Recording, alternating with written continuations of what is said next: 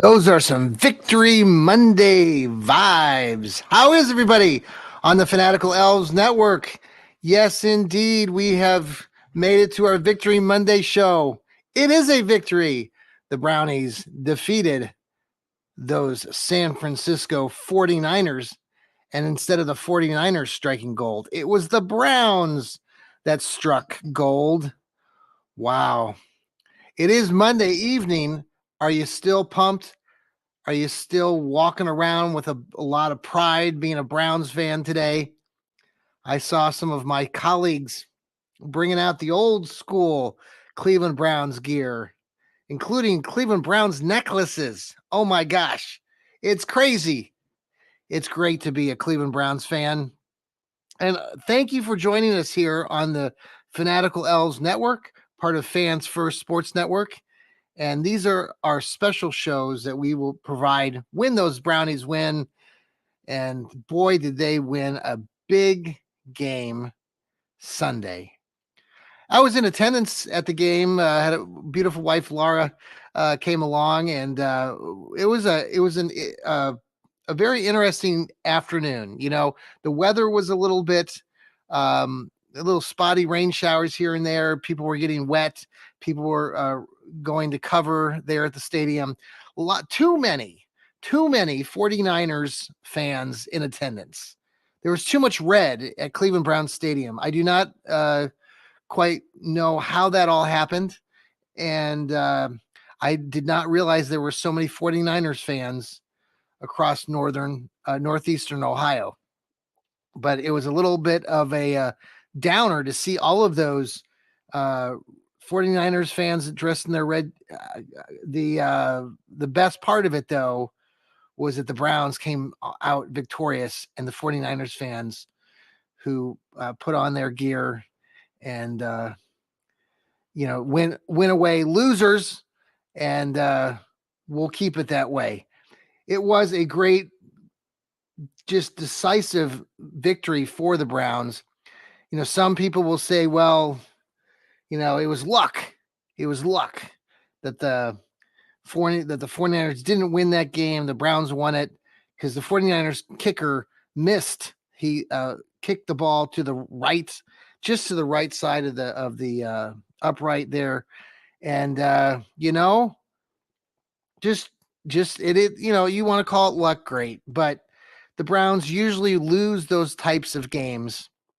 And in this one defining moment, potentially on the season, they got the win that they rightfully earned. That defense, oh boy, what a defense. Jim Schwartz, that was the one thing that we talked about on a lot of our shows leading up to the actual game, from the Fanatical Elves show to Steve Gill's Dog Pound South. You know, all the shows that we were talking about, especially there was the fact that Jim Schwartz had kind of a leg up on Kyle Shanahan. Coming into the game, I believe he was 7-1 or 6-1 against Shanahan, and when they would do battle against one another, either as a head coach or as a coordinator. And Jim Schwartz has Shanahan's number, and I didn't realize that going into that game until Steve Gill mentioned it. And I thought about it forever after he said that, because it really is that kind of thing when you're talking about football, and it's those little things. It's like when you see the Browns and they play certain teams, they have success against some teams, they don't have success against others. Look inside the division here with Cleveland. Cleveland, over the last several years, has been very successful against like the Cincinnati Bengals, but they have not been as successful against teams like the Baltimore Ratbirds, but regardless, we don't play the 49ers very often. 49ers came into this game, yes, as a 10-point favorite at Cleveland Brown Stadium. They were favored by 10 points. What an insult to really one of the best defenses in the NFL, that is the Cleveland Browns. I don't want to say the Cleveland Browns have the best defense, but I heard another former NFL player today on one of the national media outlets talking a little bit about that Browns defense and just how they are very talented across the board. I mean, you can look at all parts of it, starting with Myles Garrett, but then in the linebackers, you got JOK, Jeremiah Owusu-Koramoah. And then in the cornerbacks, you got still Denzel Ward there. And let's talk about Martin Emerson. Martin Emerson was drafted as the first draft pick of the Browns a year ago, and he has been nothing but spectacular. And I just find that kid, I'm excited to watch him play football. Yeah, he makes some mistakes, and I know there was a penalty, and I didn't watch the game on TV yet. I haven't watched the playback of it. I'm going to do that tomorrow. But overall, it's just been tremendous to watch that defense come together. We talked about that going into the season, how the Browns would respond with Jim Schwartz. They were all excited about playing for Schwartz because basically the seatbelts were off and they were giving a lot more freedom, a lot more man-to-man coverage. And, you got to give props to the 49ers. Some of their better players even came out after the game and really complimented the Browns. Sometimes, it's, like shit happens. And in this case, the Browns were on the good side of that and benefited from a lot of things. It wasn't the best game by the offense for the Browns, and obviously for many reasons, particularly the fact that they were starting their third string quarterback, PJ Walker. If you'd never heard of PJ Walker before yesterday's game, he's been a journeyman. He was drafted out of that high-powered Temple University where they produce dozens and dozens of quarterbacks. Not. But PJ Walker did enough in yesterday's game. Even someone said that PJ Walker didn't even complete a pass in that last drive where the Browns kicked the winning field goal, which is true, and you think about it. He threw 2 interceptions. They were not at the most ideal spots. And to be honest, it was like those moments when you're watching it and I was down there at the stadium, it was like, oh boy, and the rumblings amongst the fans. But during that game, you just had a sense throughout, and if you watched it on TV, that the Browns defense really came to play. And what I liked seeing being there in person again was the amount of enthusiasm amongst the defensive players, and they were again celebrating after making good plays. And you didn't quite see that as much when they played the Baltimore Ratbirds. So the Browns have the victory. And the Browns now are 3 wins and 2 losses. And if you look at the AFC North, it is stacked with, decent teams. Everybody is 500 or above. Baltimore is sitting at 4-2. The Browns are 3-2. The Steelers are 3-2 as well. And the Cincinnati Bengals now are 3-3 after they snuck by the Seattle Seahawks. I was hoping that maybe the Seahawks would come in to Cincinnati and upset them because Seattle has a pretty decent team. Did not happen. And it's going to be a tight race throughout. But the Browns getting this all-important victory at home in the last game of their home 3-game homestand is so significant because we talked about this. I talked about this game many months ago, as we all did on the Fanatical Elves Network, about being one of those games after the bye. The Browns got the 2-2.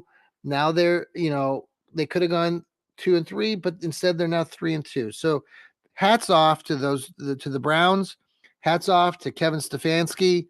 Good old Steady Eddie didn't do too much. It was nice to see when you look at the statistics of the game. Just overall, the box score, the Browns ran 70 plays to the 49ers, 55 plays. What I caught my eye when I was at the stadium toward the end of the game, right before the Browns kicked their field goal with a minute 45, they were showing statistics on the big board at the stadium. You couldn't see it if you were watching on TV, but at one point it said the Browns had 320 some yards of total offense. And at the moment, the 49ers had like 160 when they showed that. That's double. The Browns had doubled up the 49ers high-powered offense at the end of the game. Now, San Francisco got a few extra yards at the end of the game and finished with 215 yards, but still, that is significantly less than what the Browns have. And the Browns are not giving good offenses any opportunity this season. They're just doing some outstanding work. The other part of this that I was just looking at, the rushing yards. The Browns, Jerome Ford, give it up to Jerome Ford. Victory Monday here. He had a couple outstanding rushes, a huge one there late in the game that put them in that field goal position. And, the team finished with 116 yards or 160 yards. First downs, the Browns had 18. The 49ers had 15. The Browns had 10 of those first downs were on by rushes, which I thought was pretty impressive. And they were only penalized twice. Now, I know they had a big one there at the end of the game, which a lot of people have been talking about. Give it up for somebody like Amari Cooper. My God, what a veteran, I understand that he came over after that second interception by PJ Walker and sat down next to him. I also heard Amari Cooper talking about how he and some of his teammates were praying at the end of the game, and the luck was, that luck or the prayers were answered. And I thought it was interesting coming from someone like Amari Cooper because he says he normally doesn't do that. So it was a set of unique circumstances, and many times over, how many have we seen where the Browns have been on the losing side of that luck, where they've played well and lost in the end? Well, it did not happen yesterday. The Browns got a very much earned victory, and that can carry a team and give them new life and momentum. So we're going to pause for a quick break here on the Fanatical Elves Network. This is the Victory Monday show. And right after the break, we're going to announce our winner of the giveaway, our free giveaway of the Cleveland Browns Dog Pound t-shirt. So stay tuned. Thanks for following us. And we're going to pause here and be right back. And we are back here on Victory Monday, part of the Fanatical Elves Network. We've been talking about what a great job the Browns did the other day. I did want to, we're going to share out the winner of our giveaway momentarily. So if you're watching us live here on YouTube or on the X or on Facebook, I'm going to announce that in a minute. I do want to share out that tomorrow, the Johnny Cleveland, that's my show, the Johnny Cleveland podcast, will be, we are very excited to be bringing in a special guest, none other than Bruce Hooley. I don't know many of you old time folks who are Browns fans know Bruce. Bruce is a lifelong Browns fan himself. He's been on radio throughout, in Cleveland, 850 over the years. I recall listening to his shows many times over, and just excited that he is going to come on our show tomorrow evening. So if you are part of tune into our Fanatical Elves Network on here on live on YouTube, or follow us on Apple or Spotify, and we're going to have a great show. We're going to look back at some of Bruce's past and talk a little bit about what happened this weekend with the Browns, and look forward as well. He's got a lot going on in his life, and excited to chat with him.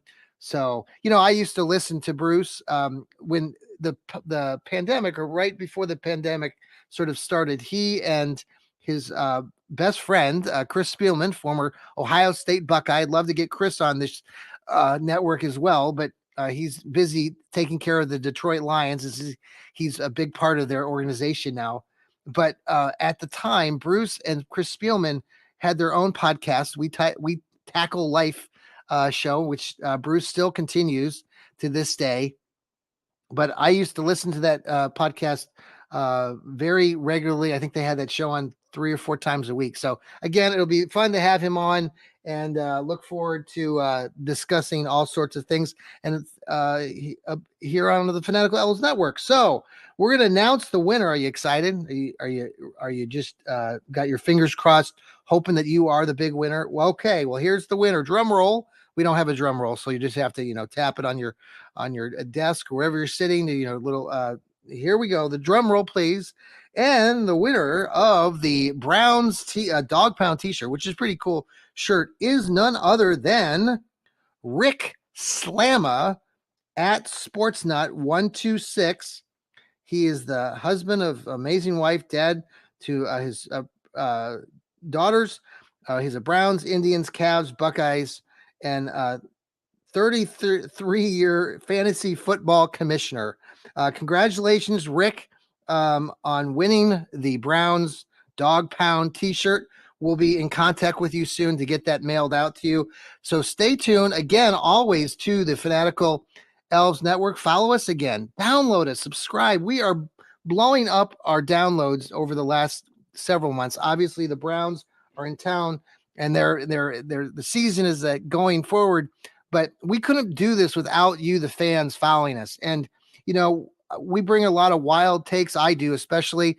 But we also have some great contributors like Rod Bloom, who does the Browns Blitz, Steve Gill, who does the Dog Pound South podcast, Joel Cade, the left guard, who does the What the Elf Was That, and Elliot does his Browniac show, in addition to all the other additional extra shows that we do, including my Johnny Cleveland podcast show. We have the Any Given Sunday kickoff show. We have the pre and post game shows. Steve did a great job. Thank you again, Steve, for doing that yesterday, as I was at the game and wasn't able to connect with you guys back here at the Fanatical Elves Network. But we're going to continue to give giveaways and fun times here. So if you're a Browns fan and you want to listen to some great contributors who also do a lot of sports writing on the side, that we can contributions to a variety of periodicals, tune into us and don't miss a beat. So, we're excited. Next week, the Browns now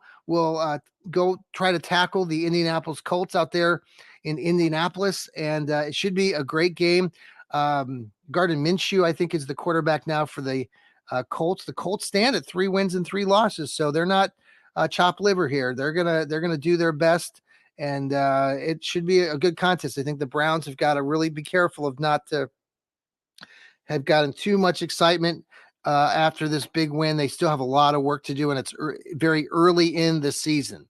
All right, folks, take care. It's Victory Monday for the Browns. Go Browns, and we'll talk to you next time. Hey, and tune in tomorrow night for my Johnny Cleveland podcast, where we are inviting our very special guest, Bruce Hooley, from sports radio up there in Cleveland over the years, and can't wait to chat with him. And until then, take care. Go Browns.